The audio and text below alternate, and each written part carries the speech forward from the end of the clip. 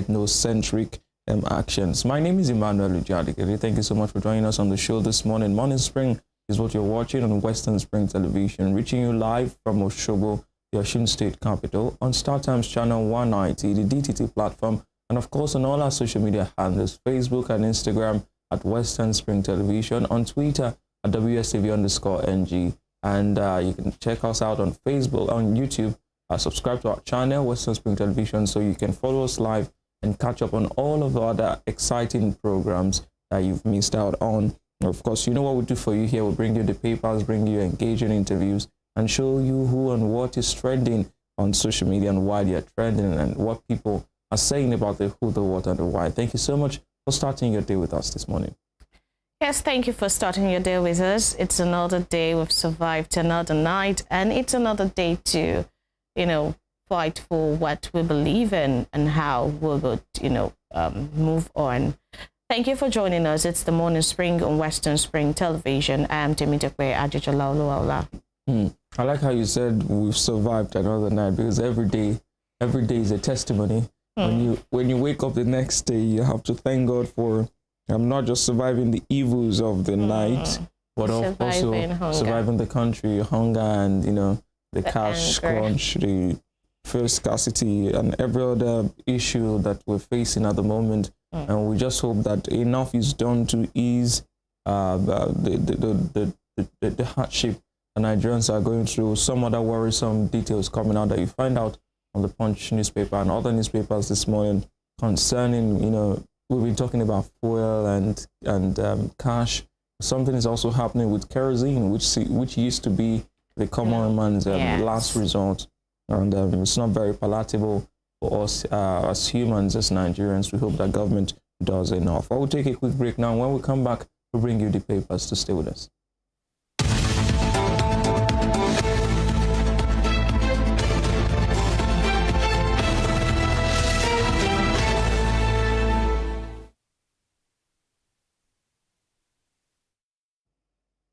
All right, welcome back. Let's start with the Punch newspaper this morning. The Punch newspaper has its banner headline, Naira crisis, cash-strapped Nigerians bank on Supreme Court as hearing resumes today. As on page 2, a number of riders, governors demand Malami Emefiele's sanction for contempt of court. Banks extend 1,000 Naira, 500 Naira notes collection mop up to April 10. And panic in black market as dollar and Naira rate fluctuates sharply. These are the riders to that banner headline on the Punch newspaper this morning, Tope. Particularly, this banks extending 1,000 Naira notes and 500 Naira notes collection to April 10. It's. I think it must be. Last week the CEOs of banks, were meeting. And I think this must have been one of their, concessions, one of the things they agreed to do. And that's because really the banks have been on the receiving ends of the protest and of the destruction by people, in the past weeks. And really, if the banks are doing this, I think it's a good thing. The only thing is there is more division now. The central bank has said to stop collecting the notes, and the governors, everyone is just divided. Well, I think the banks are actually trying to protect themselves this time around, considering the terrible nature of some of the hand that they've been dealt. There's a video that I saw this morning of a bank that was completely razed, and also looted down to the ATMs and all of that. And they want to protect their own infrastructure too, so they try to. But it shows that there's so many, like you said, so much conflict of interest. Everybody's just trying to protect their own interest. But also interesting is the fact that governors are demanding Malami and Emefiele's sanction, but nobody's talking about the president himself, who, according to the lawyer that we have, the legal practitioner that we had on the show a couple of days ago, actually committed contempt of court by giving an order in sharp contravention with the Supreme Court's ruling. So I think what was expected from Malami more was expected. That's what I think. The governors expected Malami to. But the president also committed contempt, so yes. he should also be committed to praise. But then his president, he has immunity, and so you don't see that happening anytime soon. Well, away from that story, organ harvesting. I reported Ekweremadu to police as victim, as on page 29, and that's trial of former Deputy Senate President Tike Ekweremadu still ongoing in the United Kingdom. Well, it's good for the common man that in some societies, regardless of your status, you still have to go through the law to prove yourself innocent. You know, and I think it's good. We should emulate that in Nigeria. Yes, we need to. I mean, I should say the president and the governors, the president, even the CBN governor should emulate that. Yes. Well, they should emulate that when people are, have some certain scandals or some accusations, they should be investigated. I saw some headline yesterday. I can't remember. One of the TV stations talking about the DSS ramping up its investigations of CBN Governor Godwin Emefiele, and I think it's okay if there are some allegations of terror financing that should really be looked into. Well, away from Ekweremadu, Anambra killings panel begins on-site assessment. IG rejigs RRS, as on page 8. Like we said yesterday, so many unpalatable stories coming out from Anambra over the past, and even recently gunmen killing people, burning down police stations, and the police in that command, that state command, not safe. Yes, not safe. Declaring wanted the Komemba, the guy Namdi, who's impersonating. They say is impersonating an ASP. So many stories coming out from Anambra State that I find rather uncomfortable going into the elections. Yeah. The potential for the election and for the lives of innocent citizens who just want to go, do their own business. You could just be walking around and then some stray bullet hits you. It's really and it's I'm sure it's areas like the east and probably some parts of the north that we're having some agitations towards, and it's even on the face of the dailies that there's going to be civil unrest. We're still going to get there, but these are some of the things that are making people to come to such conclusions that there really might be a lot, attached to this election that may not, be good at all. Well, I'm glad that the IG listened. It shows that the power of social media, despite its shortcomings, because this story broke out on social media, and it spread, got the attention of the IG, and that's why leaders have to also put their ears to the ground and listen to what's happening on social media. The conversation, like I always say, has somehow left beer parlors. It's still there. It has left the streets, newspaper stands. Now it's on social media. That's where you hear the littlest things. That's where you see people break different type of stories.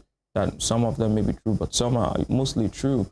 So you need leaders who can also be alive to that part of their existence. Above the nameplate, police Amotekun nab suspects with fake new notes on page 5. This is becoming a worrisome trend. Tokwe. Yes, very worrisome. The fact that new notes as we call them, are being counterfeited. It's worrisome. How? It leaves the question of how, where. So how do they do that? And it's because of the scarcity of the notes. Because if these notes, you need the new notes, the old notes are not available to us anymore. The no more Nugu tender except for the 200 naira note. And people need to transact. So it leaves them with no choice. But then the fact that they can counterfeit a new note is really worrisome. Yeah, I saw a video yesterday. That's what the person did, the one that was arrested, not this one, was that the person dyed the old notes into the colors of the new notes. So it appeared the only people who are vigilant enough to look at the darkness of the shade. Yes, the notice, probably the texture. Yes, the texture that were able to realize that they had been swindled by someone. But it's good that the police and Amotekun, yes, and we also urge our security agencies and our people to be to be on the watch. Do not fall victims of these persons. Away from that, kerosene price rises by 136%. That's what I was referring to earlier. Yes. That a lot of things are going wrong, even for the common man. Kerosene used to be the cheapest. Yes, the cheapest. You can buy gas, you can buy charcoal. At least you can get kerosene. But now 136% rise in price. Really high. It's really unfair. I don't know what. And the there's no money doing. to purchase it. Yes, That's there's even no money to purchase it.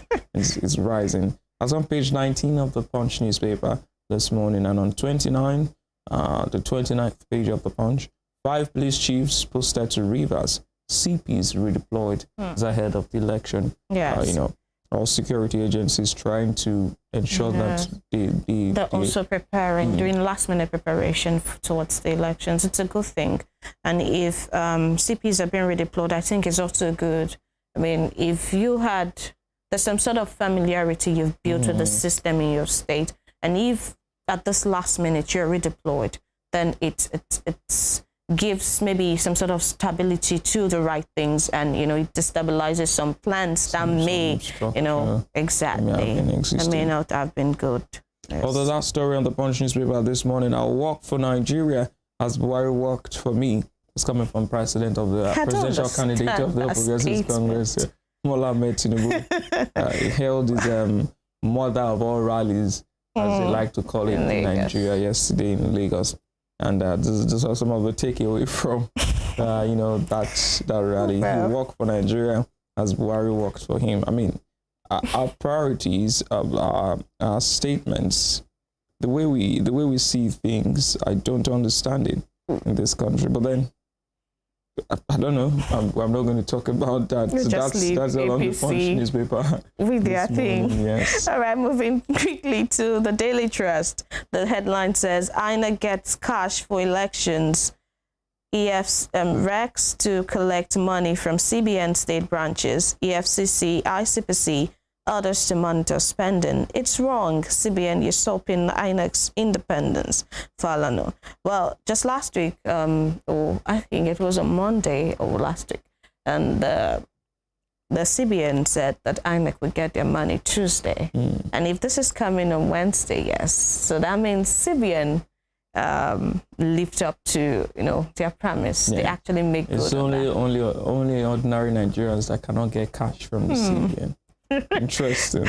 And that was why I said I'm beginning to like, Governor Emefiele. Yes. I think. Who has always been your favorite person? Yeah, my person of the year, so far, Governor Emefiele. Well, but good to see that AFCC and ICPC will be monitoring spending. It's important that they do that to avoid commoditizing the electoral process, which has always been the bane of our democracy anyway. People spending so much to get into power, and then when they get there, the first thing on their minds is to recoup all that's been lost, all that they've spent, and it doesn't bode well for the average Nigerian, because you have to bear the brunt, of all of that. So it's good. We hope that the LCC, we saw some of their actions during the party primaries. They were present in most of the party primaries, and they tried to nab people who were trying to buy delegates over with cash. We hope that they can extend that to the general election. Yes, and that to be very effective. Yes, but it may be difficult to monitor, especially in the hinterland. But also, they will also be monitoring INEC's spending to ensure that money given out is used judiciously. Yeah. That nobody, shortchanges the system. We've always been talking about difficulties with hinterlands, and I think it's time we started looking into probably channeling more resources, human resources now towards the hinterlands. Things need to be monitored at that level, because those people are the ones who come out to vote no matter what. Yes. They really do show up all the time. I saw a video this morning too about a woman complaining bitterly. She was talking about the presidential candidate of the party not giving them money to go vote. I found it, somehow nobody should pay you to go exercise your civic right. But she had a point on the fact that people in coastal areas, riverine areas, will come out to vote. How do you guarantee their safety? How do you guarantee the fact, how do you guarantee vote buying doesn't take place? How do you stop them from being bought And that's over? what I was going to point out, that the fact that they're going to monitor spending, it also is important that INEC, channels a lot of resources to the riverine areas. It's really important because of transportation, the difficulty in monitoring, things like that, and the safety of the officials. And so it's important. There are some places that you need to channel more resources to, human resource, money and all of that. It's very important because for the safety of our electoral system. All right, moving on quickly from that. 3 days to go, just below the nameplate, 3 days to go. I will work hard for Nigerians, says Tinubu at final rally. Then 146,913 observers to monitor polls, largest ever in Nigeria's history. INEC. Women will get 40% of appointments under PDP, says Atiku's wife. Well, 3 days to go, we're still having last minute campaign. Well, the campaigns will end tomorrow. But it bothers me that Atiku's wife will be making that kind of statement. I mean, the office of the First Lady is not constitutional. It carries no official powers, maybe just an advisory. And because we've made our political system into some sort of familial system, where people see the wives of political leaders as their mothers. I don't know how we got to that point. I mean, if it were a monarchical system now, it would have been, based on custodian of tradition, they could be your mother. But she's on record as saying that she wants people to vote for her husband because she wants to be, no Yoruba woman has been First Lady, she wants to be First Lady.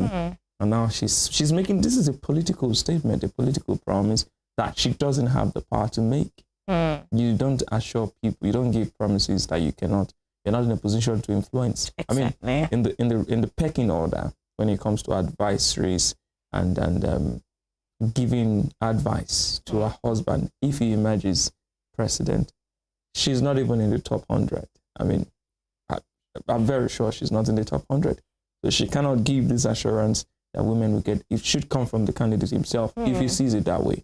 And again, that speaks to the fact that there are many issues that should have dominated the campaign period. Women inclusiveness in the political system, people living with disabilities.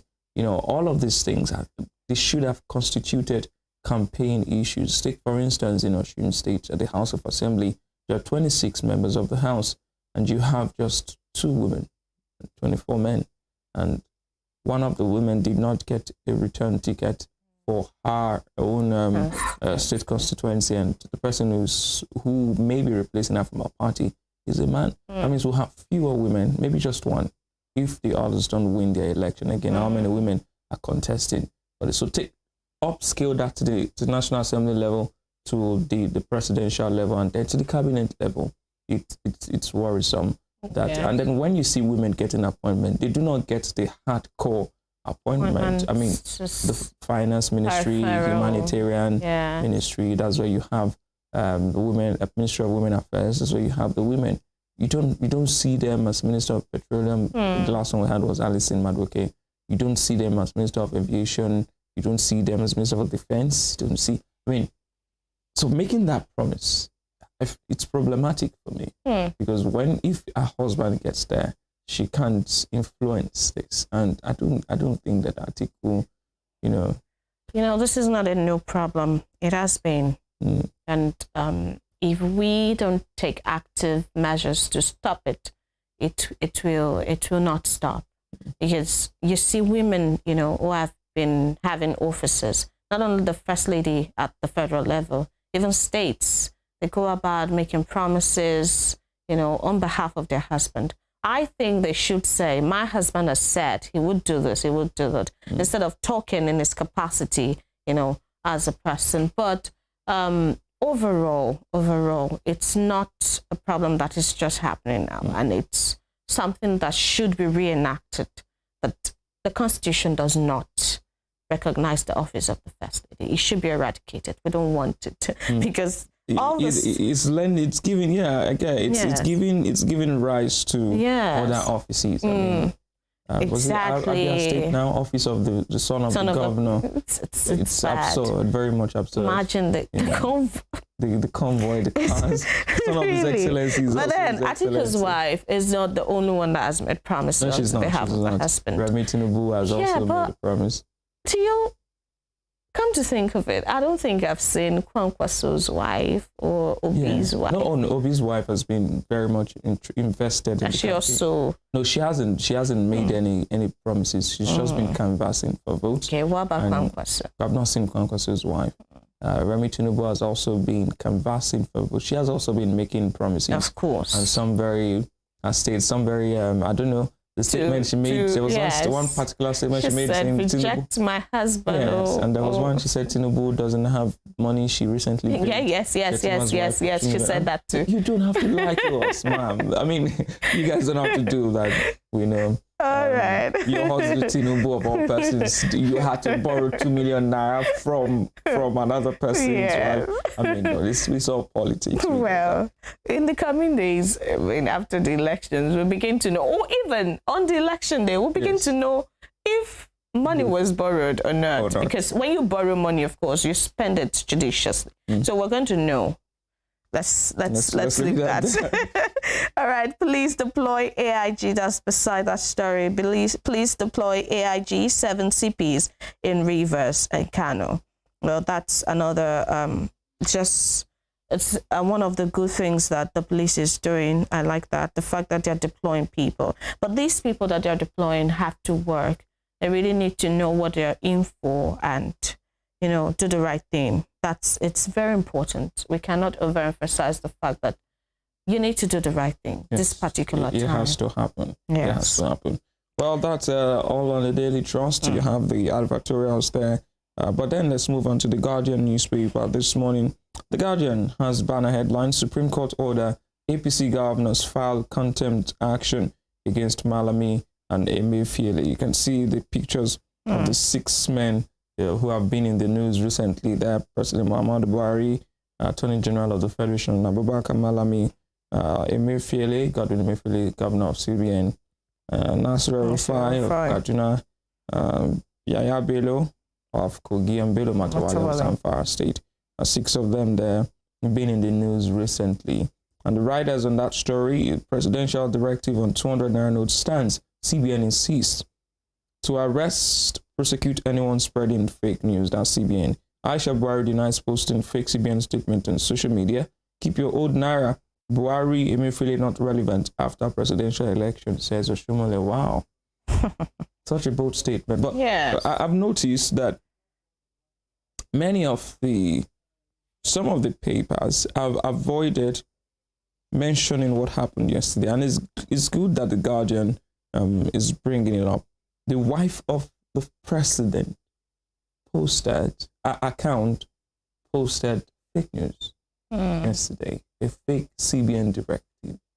And when there was so much uproar, she came out to say that our account was hacked and that his SSS should secure the account.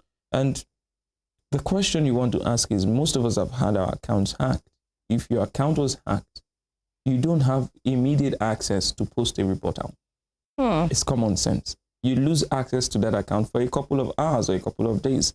So except you say that you immediately recovered the account, which is often almost impossible, even with the most sophisticated technology. And that would not require her asking the SSS to secure her account, Yes. So she what she posted was really not good. It wasn't. It doesn't bode well. We know that she's not on the same. Obviously, she's not on the same page with her husband. Now. Yes, wives and husbands in politics taking different stands. But yesterday it was some sort of misunderstanding. Or a lot of persons were rejoicing that CBN has shifted ground, only for the CBN to come out and say, look, the only old notes we're reissuing are the 200 naira note. Every other note, 500, 1,000 naira, we're not reissuing. So please ignore every other advisory that you see. And they've also vowed to prosecute people spreading fake news. I'm sure if Aisha wasn't the first lady, she would have been picked up by the DSS by now. Because So that's is a she national. having some sort of immunity now? No, And immunity comes I with really don't an know. unconstitutional No, office. it's transferred by marriage, you know. The same way. So we same can way wives of say clerics really that we've been live to having be some clerics, yes. problems in Nigeria, but this particular administration has taken it up a notch. Yes, it's Another It's such, Not it's been another such level. problematic Yes. from the other issue to the coming to say hi to us once in a while, and then to having a fight with an unofficial member of the cabal. So many things. But yesterday's incident was quite embarrassing. I found it very much Really? embarrassing. A person of her standards, you have access to the CBN governor. Definitely, you have access to people working in the does system. that not even It would have require? taken a call to confirm. Yes. Does that not even require the president coming out to give a speech? Yes. I think it does require. It does. But for It the does. president takes time to address the nation. Yes, so putting out that statement was bad PR move from Aisha Buhari, and the rebuttal wasn't really too Strong. yes Convincing. we know how hacked accounts work. Anyway, we're from that story below the APC governors filing contempt action. INEC to observers don't interfere. Accredit 146,913 to monitor the polls, as on page 6 of the Guardian newspaper. 3 days to presidential election, gunmen burn houses in Imo, as on page 7 of the Guardian. So we're talking about yesterday and just this morning, particularly in the southeast. Some of these issues may hamper voter readiness, and may foster voter apathy, and people refusing to come out to vote because they are not sure if they will be safe on the election day. I don't know. It's counterproductive, if you ask me. Yes, and for the purpose, we still don't know. I mean, I don't see why you're burning houses of people. To what end?